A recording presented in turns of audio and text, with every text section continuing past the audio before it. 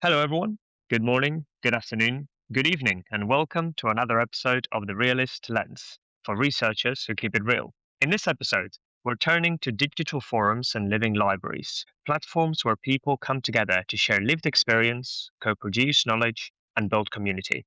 But how do these spaces work? And what makes them meaningful? We'll explore how realist evaluation and synthesis can help unpack the mechanisms behind engagement in these environments. What enables and sustains dialogue? And what counts as context in a virtual or hybrid world? We're also asking how to trace the subtle relational dynamics that emerge in these participatory spaces, how realist approaches can support more thoughtful, equity oriented evaluation of community driven digital initiatives. Our guest today is Paul Marshall. And Paul, I'm really excited to talk to you today around this topic. I know how much work you've been doing, and it's great to see you. How are you? Yeah, good, thanks. Yeah, really nice to be here, and thanks very much for having me. No worries at all. Thank you so much for being here. As I say, I know all the outputs are coming out of your work at the moment and all the really valuable contribution that it's going to make to the realist community. And I'm really looking forward to hear your thoughts about that as we go through the conversation today. Just before we get started, though, would you be happy to share a little bit more about yourself, your background, and your experience with realist work so far? Yeah, sure. So I'm a research associate at the Spectrum Centre for Mental Health Research at Lancaster, and I've been working with realist methods for about 3 or 4 years now. So I came from a mainly qualitative background, so my PhD wasn't in realist methods. And then, yeah, probably 4 years ago, jumped onto a project straight in with a kind of realist synthesis and co-design project looking at living libraries. So this is a kind of initiative for story sharing where people are brought together, usually in a face-to-face context, to share an aspect of their life story. And then leading on from that project with the same team, we moved into realist evaluation of online mental health forums. So these are the kind of forums that you've probably seen online. Most people have kind of Googled a question and come up on questions come up on Mumsnet or something that you've learned from in the past. And we've focused specifically on these kind of forums that are set up for mental health support. And so that's coming to an end of about a 3 year project. Fascinating, Paul, and such a topical discussion of this online forums and how they work, and more people, as you say, using them in many different areas. One of them, of course, being mental health. And it's such an interesting field. What drew you initially to these digital forums and living libraries? So you say you entered this project and into that, and what has kept you involved in the field? What do you find interesting about this particular topic? Yes, I mean, it's a good question. I think with living libraries in particular, and there's just something really exciting about this new model of sharing and experiences. So the model itself, it came out of I think it was Denmark about 20 years ago, and it's a way of bringing people together face to face to share stories, to break down barriers between people from different communities in a part of Copenhagen, I think it was. And then since then, this has expanded in it's run at festivals, brought together people with lots of different life experiences, usually with a focus on challenging prejudice. So you might go along and speak to somebody who you wouldn't come across in everyday life and learn about a story in a kind of quite unique and intimate way, usually 20 minutes, half an hour conversation where you can ask questions.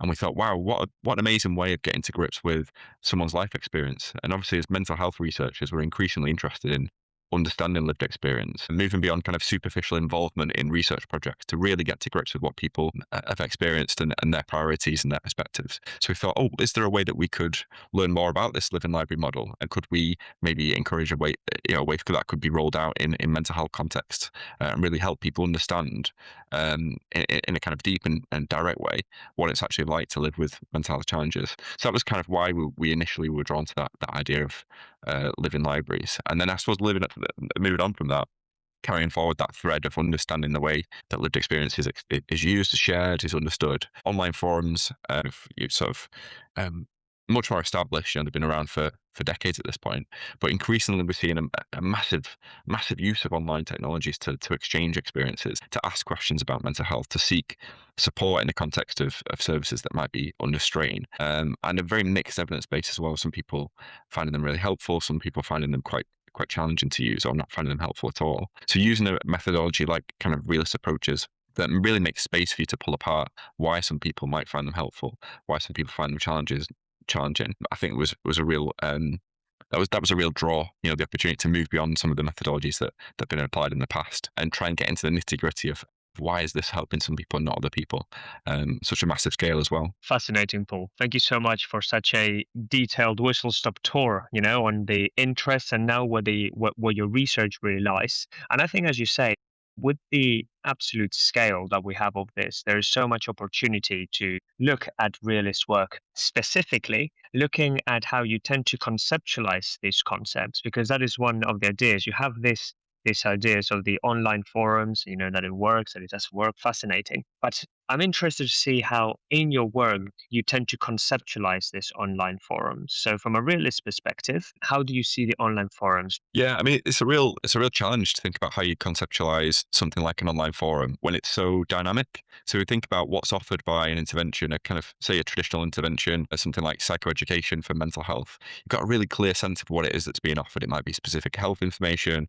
advice, phone numbers for people to speak to, and so on. But the nature of an online forum means that the things that people are getting access to that are potentially helpful emerge from the community in a quite dynamic way. And so, yeah, it was quite hard initially to get my head around that, thinking about, the way in which you appropriately conceptualize the different aspects of, say, a CMO configuration. What is context in a forum? What's mechanism? What's outcome? And that took quite a while to really think about, how we do that in the most appropriate way. I think what really helped for me was I initially had this quite challenging experience with trying to think about context in a more nuanced way than simply the setting of the intervention. I think this is talking to PhD students. This is something that we can kind of get stuck in a little bit early on. So yeah, is it just the way the websites are set up? Is that what we call in context?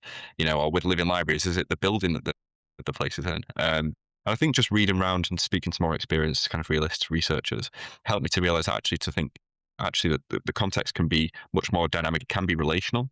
So we start to think about context in a more relational way. Things like interpersonal style of the staff, for example, as being a really important context that then creates the conditions for the mechanisms of connection or feeling confident with story sharing that we're really interested in understanding. I suppose one interesting connection between the two projects was the context of psychological safety. So we spoke to people in interviews for both projects who kept touching on this idea of safety, but we couldn't quite put our finger on how to conceptualize it. And so one of the things that we did for our Realist synthesis when we did our evidence synthesis for the Living Library project is a follow-up search for a kind of conceptual clarification around psychological safety. And we found this really nice idea in the occupational psychology literature. So which quite different from the area that we were working in mental health, that talked about psychological safety in terms of an interpersonal context in which you feel able to take of interpersonal risks towards your goals. So at work, that might be things like raising issues or sharing ideas without fear of negative consequences. And we realized actually this is really well aligned to what people were talking about in this project. Thinking about experience sharing in a forum or in an in-person setting, you need to feel able to take that interpersonal risk to share this aspect of yourself. If you want to make change in the world, then you've got to feel comfortable with putting out there maybe some of these challenging experiences you've had, some negative experiences perhaps. And that was a really important point in that conceptual clarification that we were just talking about for us. So yeah, that was for the Living Libraries project. We used that as an important overarching context. We used a kind of ripple effect tool that I know Justin Yagosh talks about in his research, a kind of context that creates an outcome of a program theory or a proposed mechanism that then creates this context for other things to happen. So we said, well, psychological safety that's created by the things that, say, the staff are doing then creates the situations for, really confident story sharing or people feeling able to ask questions and voice their concerns and that kind of thing, without which those kind of processes couldn't happen. So that was kind of a bit of a breakthrough moment, I guess, in the Living Libraries project, which then influenced our conceptualization of safety in the online forums project, which is a really nice addition, I think, to some of the work that's been done on forum safety, because quite understandably, lots of that work is focused on online harms and risks. And we see a lot of this conversation in the media, and we see it in policy as well. But what we've been able to do with conceptualizing psychological safety in this way is draw attention to actually the things that create safety and help people feel comfortable, whether that be, control over what they share, control over the username, anonymity, the way staff interact with people. And hopefully we've been able to say something that was maybe missing in the literature by, just taking that step to really think about the way that we conceptualize in that particular issue. I think you certainly have, Paul, and you've mentioned so many little star nuggets in there in that little extract that you mentioned, and I just want to mention some of them if that's okay. I was making some notes in that area that you mentioned around the difference between context and setting, which Mm, can sometimes be, as you say, a little bit confusing, particularly if you're starting as a in your realist work or in your realist evaluation or synthesis, which context can mean so many things beyond the physical setting. As you say, relational, legal, cultural, individual characteristics. It can be so many concepts within that area. And actually, I'd love to speak to you about that a little bit later on as well. But that is really fascinating. And then you mentioned around a follow-up search,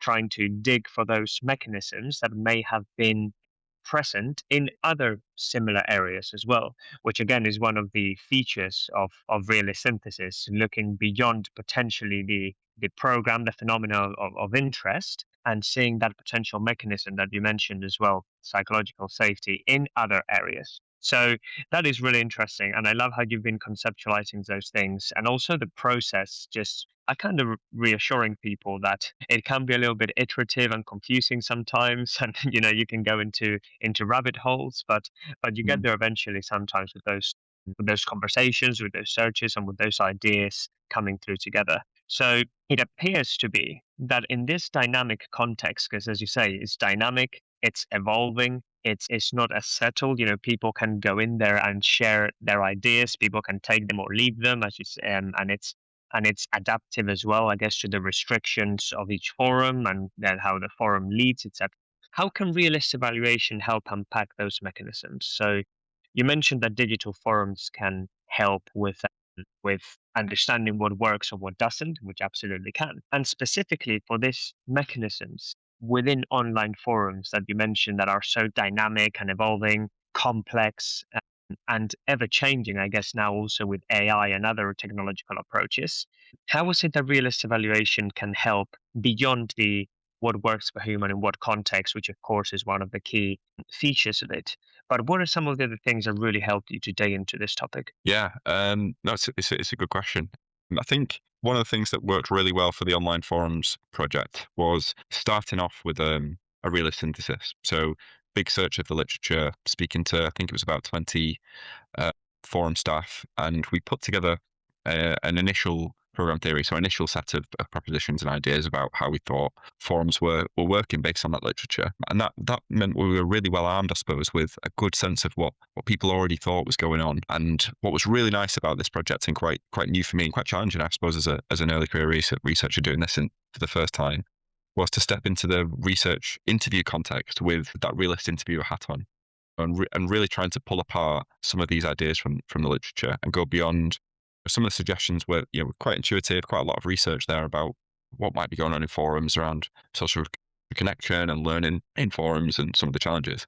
And actually say to people, okay, we've got this idea. How does that work for you? What actually is it about your forum experiences that makes you say, oh, yes, that works for me, or maybe no, it doesn't? And what else are we missing? Having those conversations with the realist synthesis ideas as a starting point, I think really helped to elevate maybe um, some of those conversations and helped us to unpack beyond what was already there in literature about those potential mechanisms. And so I think, yeah, that iterative nature of the way that realist methodology can be set up with a synthesis for proceeding an evaluation, that works really well. And it helped me feel more comfortable that we weren't just saying, just repeating what was there in the literature. We also were really lucky with the way that the project was set up, is that we had access to a participant pool who had completed a survey about their use of online forums. So we kind of knew that we could do a bit of almost theoretical sampling and get a really nice spread of experience in those interviews. So we had people who'd been offered forums, used them once and hated them and never went on them again. And we had people who were sometimes termed super users. So these are people who've almost become core members of the community who kind of they guide new people, they offer help, and so on. So we had this really nice mix of people. So we could take those ideas from the realist synthesis and say to the person who didn't like the forum, we think this is going on. What do you think? And they go, oh, no, this is, and then you kind of get into it that way, and it gives a completely different angle compared to that person who maybe has experienced those positive experiences. Those mechanisms had fired really well for them over the course of their lifetime on the forum. So yeah, just having a diversity of perspectives in the sample of people we spoke to was really helpful for getting different angles on mechanisms.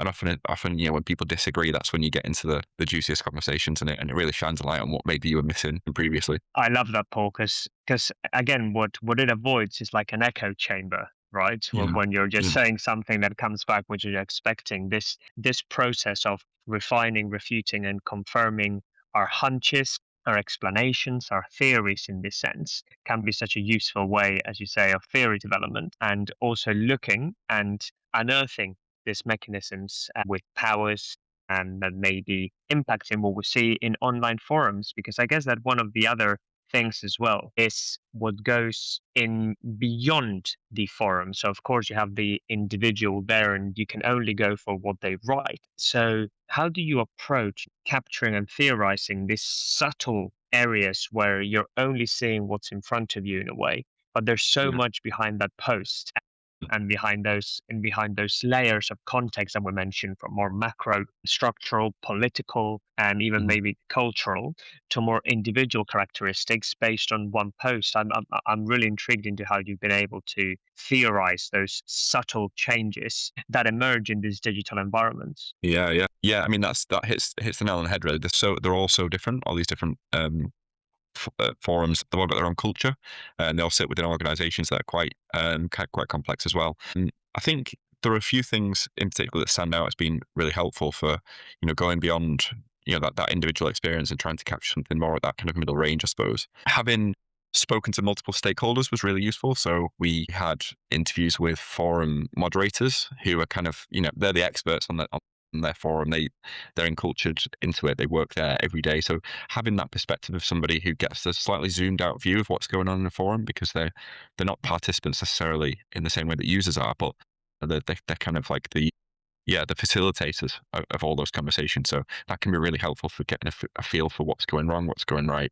some of the challenges that users might face, but maybe don't talk about in interviews, or maybe offer a slightly different perspective on. We also spoke to forum hosts, so the people who run forums, the people who set up interventions, which again offers a really different perspective. And I remember speaking to the clinical lead of one particular service who taught me through the philosophy of their whole service. So what is it that he wants people to get out of it, and what are the barriers they face in actually making that happen? And what you get into there is all those really really interesting explanations that get to the intended causal impact, those intended causal chains, and maybe some of the situations that can get in the way of that. So that really helps with coming up with slightly more nuanced propositions, CMOs, if then statements, than you might get from one user's perspective who might just use this intervention maybe an hour a week. Putting those perspectives together really gives you something more unique and more useful, I think, than if you just spoke to one side of that kind of user designer barrier. And another thing that we found quite useful as well was using mixed methods. So we had people reflecting on their forum experience quite close to that experience. So we captured kind of current forum users, which was quite useful. But we also looked at people's forum posts as well over the same time period. So we can look at people say, people's interview data where they say, I actually found this really useful. I really connected with this person. And then we could go onto the forum and look for evidence of that and look at how that actually played out in the interpersonal dynamics of those interactions, which is really, really nice.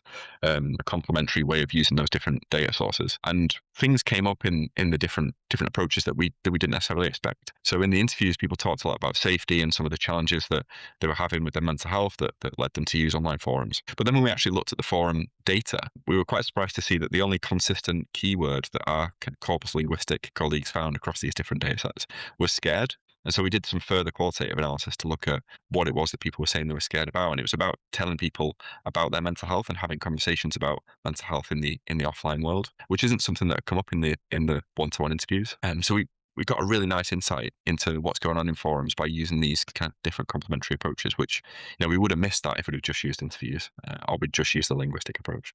I think you mentioned two things, Paul, there, which are absolutely fascinating. Which one is the purposive sampling that you utilize in order to get all of the key stakeholders, as you say, beyond the forum itself. That could be really useful. But then also really thinking around the different methods that can help, because of course, being a method neutral approach, it can be such a useful way of getting different approaches to try and refine, refute, and test those theories. So that's fascinating. You've commented on a couple of things across our conversation around some of the challenges as well, Paul, specifically talking around, for example, the challenge of your realist interviewing, that sometimes that can be a challenge in itself, particularly coming from a qualitative background and normally used to do interviews slightly differently. Were there any other main challenges that you saw in doing realist work using digital platforms and online forums? Yeah, I mean, there was quite a few challenges. I'm trying to think if there are any specific to the realist methods. One of the things that we faced that we've faced in a previous project as well, on the Living Libraries project, is I suppose making the project accessible and making the language around realist methods understandable, and making sure that people from other disciplines that we work with, for example, our linguistic colleagues and some of our computer science colleagues, that they're on board with it and that they understand the thrust of what we're doing and they can participate, as well as people like our public and patient involvement group who fed into our project at different stages.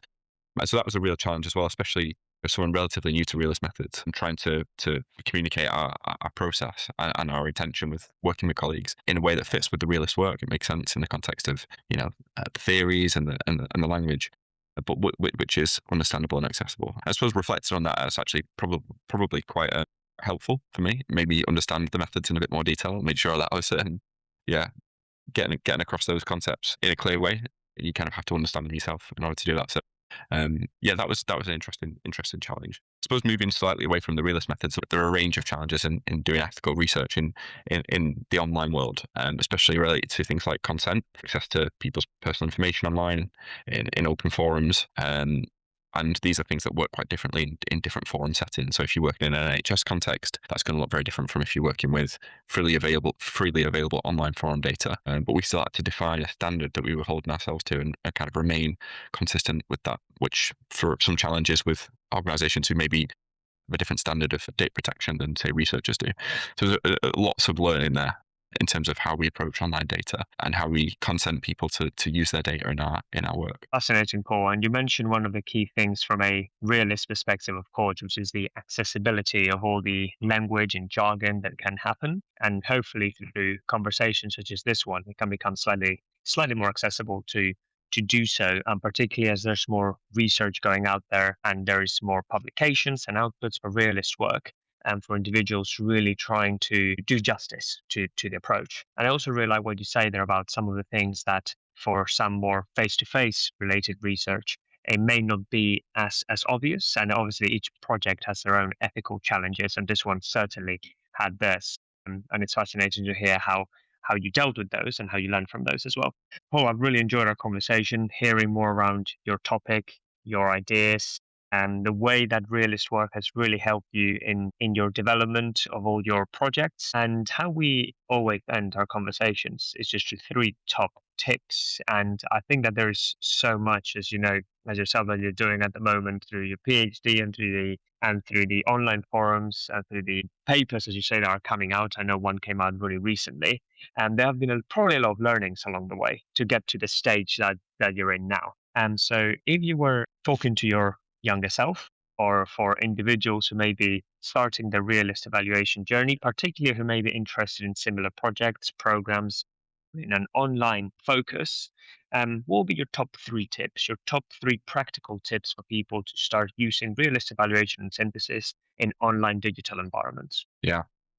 So the first one would be to make use of all the great resources that are springing up all over the place on realist methods. This is including this podcast, but also things like the Ramesses network and various other networks that are popping up around realist methodology. It can be really, really helpful to talk to people about shared challenges. We have a kind of an in-house group at university, which kind of has people at different stages in the career. We can just talk about our work and our challenges, and I think that's really helpful to have a slightly informal network that you can speak to about realist methodology. I would definitely, and I always encourage students to speak to do this, is to go on something like Web of Science and set yourself up an alert that will send you an email whenever something is published with keywords that you input into the system. So you might put something in around realist methodology and then your area of interest. And that's just really helpful for keeping up to date on the latest publications. Maybe set one up for your area of interest, online forums, and then maybe set one up for realist methods in general. And that's just really helpful to making sure that you're not missing any of those key papers that are coming out on realist approaches. And then finally, I would say try to find. I wish I got in my earlier realist methods experience, I just read more. So maybe find an author that you particularly like the style of, maybe a topic that really resonates with you. It doesn't necessarily have to be your specific research topic, but just something that you enjoy reading. And I've probably learned the most from just reading papers that I've just enjoyed. And so if you can take the stress and the work out of it by engaging with stuff that's maybe slightly outside of your area, or just you enjoy reading, I think that makes it much easier. Resources, alerts, reading. Yeah, Very practical. Very great. That's it. That's the magic recipe for forums and for realist evaluation, particularly if you're starting and are looking to for some ways to get in your journey.